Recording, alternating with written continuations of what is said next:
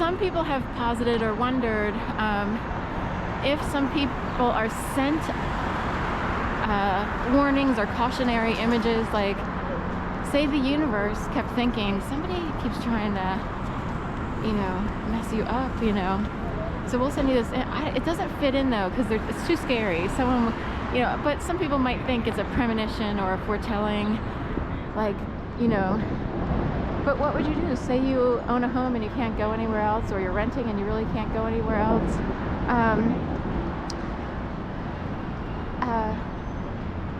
What do you do? Because even if you leave, it could happen elsewhere. Like in my case, wherever I go, if I do overnights, you know, if I stay anywhere outside of my normal apartment, it still happens. So, you know, in the cities, it happened in Florida too. Gainesville, Florida was really bad. Are we going STR or? In Florida, I was staying at my mom and aunt's house. They passed away during the pandemic, as did my dad. But what they kept putting through was that someone was lurking around. They lived in like a trailer. It was in like a kind of a trailer park. It would be like, trailers are slightly nicer these days or whatever. Kind of. Theirs was kind of whatever. But someone kept putting through the idea of someone lurking around the trailer, and of course, and my mom and aunt kept keys in their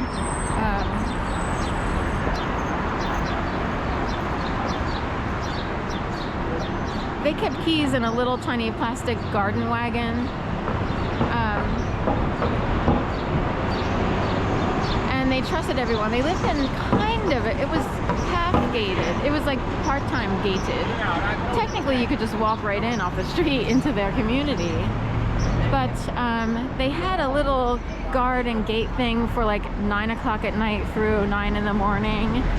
But, you know, a lot of people in Gainesville actually walk and ride their bikes and use scooters and everything. And,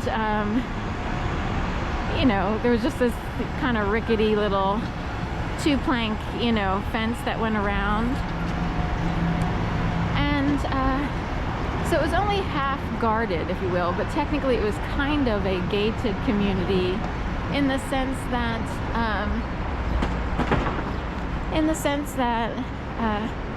they had a part-time person manning the front entrance. They closed off the back entrance after my mom and aunt moved in there.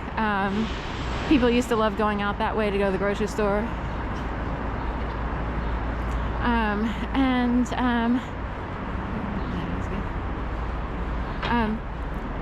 And they made it an emergency exit only, which, you know, made sure that everyone was looked at who went in and out.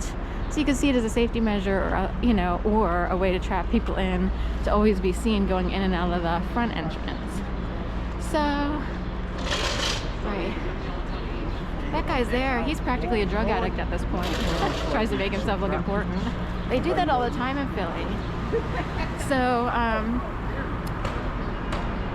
anyway.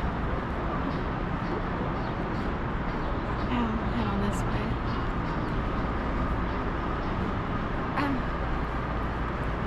Point being, there were a lot of weird things that came up. My brain doesn't think of those things.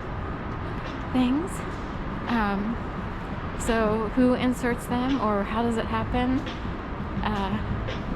Which is worse, the city or Gainesville, Florida was like a town. You know, had a university in it. Where my mom and aunt lived was the northernmost section, or city lines at the city limits of Gainesville. So they weren't really in downtown proper. Anyway.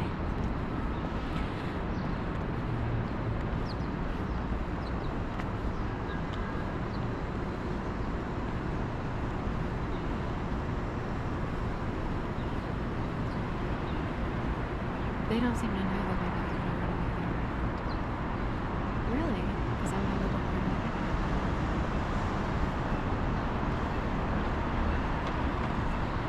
So anyway, all right, little recap here. As soon as I came out of the door, there are already people enacting out a skit.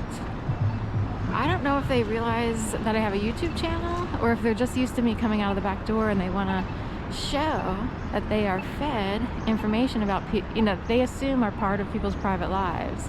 So just a recap, I come out of the back door to my building. It's kind of the back side door.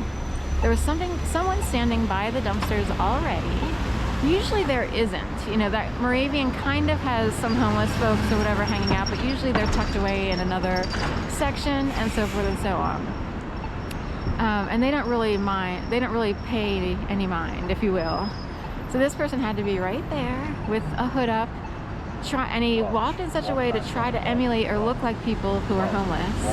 But I could, I knew that he was there on purpose already.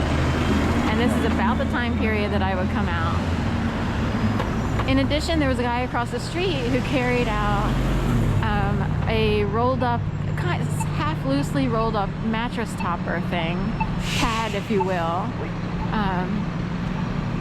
And then there was, and he also had two things, like a rolling suitcase and a mattress pad topper.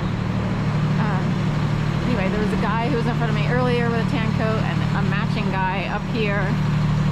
Anyway, so I'm always curious what people need to do on the streets of Philadelphia and why. Because no one talks to me specifically.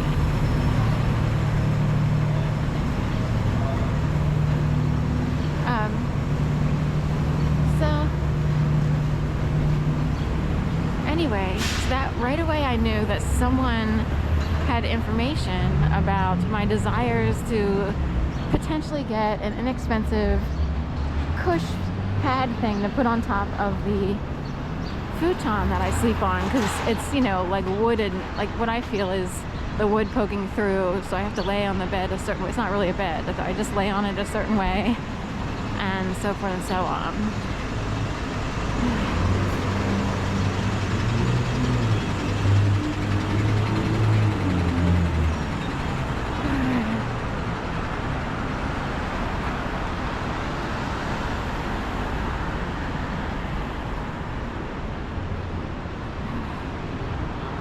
We're rounding here about the neighborhood.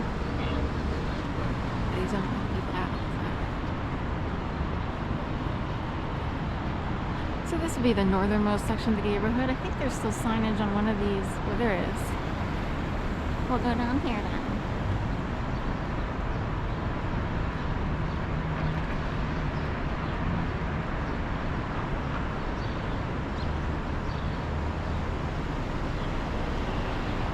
That's the neighborhood sign. Should we go this way or we have to go this way?